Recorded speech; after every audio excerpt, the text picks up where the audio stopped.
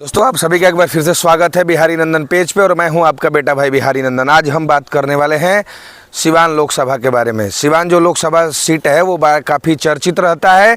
चर्चित इसलिए रहता है क्योंकि सबकी निगाहें, सारी जनता की निगाहें डॉक्टर मोहम्मद शहाबुद्दीन साहब के परिवार पर टिकी रहती है। और वहां से मैडम पिछला 3 बार से चुनाव लड़ी है। आरजेडी से ही लोकसभा का चुनाव लड़ी थी, हालांकि तीनों बार उनको हार का सामना करना पड़ा।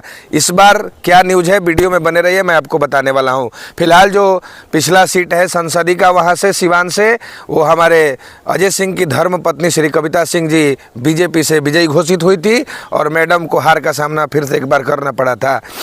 फिलहाल अभी चर्चा का विषय ये है क्योंकि जेडीयू, बीजेपी और लोजपा तीनों पार्टी अभी एक है और तीनों में गठबंधन हुआ है।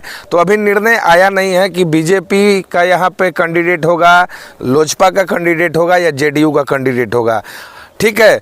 और दूसरी तरफ आरजेडी है जो कि विपक्ष में खड़ा ही है, शुरू से खड़ा रहता है। तो अब आरजेडी से कौन चुनाव लड़ने वाला है यहाँ पर, और हम आपको बता दें कि सिवान लोकसभा सीट काफ़ी जनता के आंखों पर रहती है। उड़ते उड़ते ये भी खबर आ रही है कि मैडम आरजेडी से नहीं, भाई साहब निर्दलीय चुनाव लड़ने वाली है। उड़ते उड़ते खबर आ रहा है। अब इसमें क्या सच्चाई है क्या नहीं है, बहुत लोग कह रहे हैं कि नहीं मैडम फिर उठेंगी तो आरजेडी से ही उठेंगी, क्योंकि अभी 10 से 15 रोज पहले लालू यादव के जो लड़का है तेजस्वी यादव, उनका कैंपेनिंग भी हुआ था, पूरा संपूर्ण बिहार भ्रमण किए थे, तो उसमें सिवान में उनका कार्यक्रम हुआ था, उसमें वो आए भी थे। अब इधर बीजेपी, लोजपा और जेडीयू कौन कैंडिडेट होता भाई। जेडीयू से तो पहले ही हमारी जो कविता सिंह जी है वो विजयी हुई है, तो अगर जेडीयू का सीट आता है तो उनसे अच्छा उम्मीदवार कोई नहीं है। बीजेपी तो पिछला जो सांसद थे उसके पीछे वो बीजेपी से जीते थे 2 बार, ओम प्रकाश जाजोदी, एक बार निर्दलीय जीते थे, एक बार बीजेपी के टिकट से जीते थे। तो हो सकता है कहीं उनको टिकट मिले या कोई नया उम्मीदवार आए। लोजपा, तो लोजपा से ये भी सुनने में आ रहा है कि अगर लोजपा को सिवान का सीट मिलता है तो उसमें साहब की पत्नी शायद लोजपा से चुनाव लड़ सकती है। जिसमें ये सारी खबर हवा में चल रहा है, इसलिए हम आप लोग को अवगत करा रहे हैं कि इसमें अब क्या सच्चाई है। मैडम क्या निर्दलीय लड़ेंगी, मैडम क्या फिर आरजेडी से लड़ेंगी, क्या मैडम फिर महागठबंधन जो यहाँ भी हुआ है, 3 पार्टियाँ जो मिली हुई है लोजपा, जेडीयू और बीजेपी, क्या मैडम लोजपा से चुनाव लड़ेंगी। तो अब सबसे बड़ा मुद्दा ये है कि किसके खाते में ये सीट जाता है।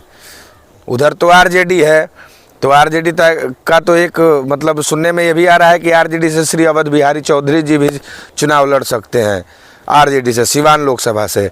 लेकिन इधर 3 पार्टियां है, अब 3 में किसको यहाँ पे सीट मिलता है, क्या बीजेपी को मिलेगी, क्योंकि बीजेपी का भी कैंडिडेट यहाँ से जीता है, हारा तो है नहीं। जेडीयू, तो जेडीयू का भी कैंडिडेट जीता हुआ है, अजय सिंह जी की पत्नी हैं कविता सिंह जी। अब लोजपा पहली बार यहाँ अपना किस्मत आजमाएगी, तो क्या पार्टी के लोग, क्या बीजेपी के लोग, जेडीयू के लोग, लोजपा के लोग क्या अपना भरोसा जताएंगे लोजपा पे, बीजेपी और जेडीयू के लोग, क्योंकि प्रथम बार यहाँ पे उनको इतना विश्वास दे करके अपने पार्टी को वो लोग देंगे। तो अब इसमें क्या है, कौन आ रहा है, ये देखने वाली बात होगी। अगर बीजेपी है तो पहले से उम्मीदवार देखना पड़ता है। हो सकता है बीजेपी अगर ओम प्रकाश यादव जी को नहीं दे तो मंगल पांडे को दे दे, या और भी तमाम लोग हैं। अब कौन कैसे कहाँ से उठता है, सारी जानकारी हम आपको वीडियो में देते रहेंगे। तब तक के लिए मेरा नमस्कार, प्रणाम। चैनल को सब्सक्राइब कीजिए और अपना प्यार आशीर्वाद अगर वीडियो अच्छा लगे तो अपने बेटा को दीजिए। जय हिंद, नमस्कार।